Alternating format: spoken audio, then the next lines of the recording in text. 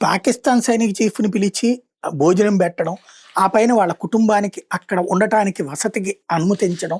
ఇదేమి అమెరికా పిచ్చోడే ఏం చేయలేదు. వాళ్ళ స్వార్థానికి వాడుకోవడానికే చేసింది. ఆసిఫ్ మునీర్‌తో ఏం చెప్తున్నారు? ఎళ్లి ఆఫ్ఘనిస్తాన్ మీద యుద్ధం చేసి ఆ బాగ్రామ్ ఎయిర్‌పోర్ట్‌ని స్వాధీనం చేసుకొని తనకివ్వమని అడుగుతోంది అమెరికా. అది జెయ్యాలంటే పాకిస్తాన్ సైన్యం సగం మంది చావాలి. తాలిబాన్లు లేపి పడేస్తారక్కడ. ఇక రెండోదొచ్చేటప్పటికి గాజాలో ఏదైతే స్టెబిలైజేషన్ ఫోర్స్ పేరుతో అమెరికా ఏర్పాటు చేస్తున్నటువంటి ముస్లిం సైన్యం, ముస్లిముల మీదకి ముస్లిములనే శత్రువులుగా పంపించేటటువంటి వ్యవహారంలో పాకిస్తాన్‌ని కీలక పాత్ర పోషించమంటున్నాడు. ఒక్కొక్కడికి $500 చొప్పున జీతం తనిస్తానంటున్నది అమెరికా.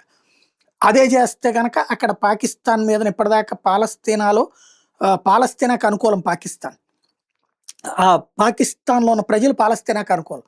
ఆసిఫ్ మునీర్‌ని వెంటాడతారు, వేటాడతారు అట్లాంటోళ్ళందరూ. కాబట్టి అతను భయపడుతున్నాడు. దీంతో ఇప్పుడు ఒత్తిడి తేవడం కోసం అని చెప్పేసి ఆర్థిక అంశాలని వాడుతోంది అమెరికా. ఐఎంఎఫ్ ఏదైతే ఇంటర్నేషనల్ మానిటరీ ఫండ్ అని ఉందో అది అమెరికా చెప్పు చేతలో ఉంటది. ప్రపంచ బ్యాంక్ కూడా అమెరికా చెప్పు చేతలో ఉంటది. వీళ్ళు ఎలాంటి చుక్కలు చూపెడుతున్నారంటే కండోమ్స్ గర్భనిరోధక సాధనాల మీద 18% జీఎస్టీ ఉంటే దాన్ని తగ్గిద్దామని ప్రధాని షరీఫ్ అంటే ఐఎంఎఫ్ ఒప్పుకోవట్లేదు. వాడి దేశంలో పన్ను వాడే డిసైడ్ చేసుకోవాలి. ఎందుకంటే వాళ్ళ దేశంలో కండోములొద్దు, జనాలు విపరీతం కనాలనుకుంటారు కాబట్టి. అయితే దానికి ఐఎంఎఫ్ తిరస్కరించింది. పైసా కూడా తగ్గించడానికి వీల్లేదు. నువ్వు 18% ట్యాక్స్ కట్టించుకోవాల్సిందే అంటోంది.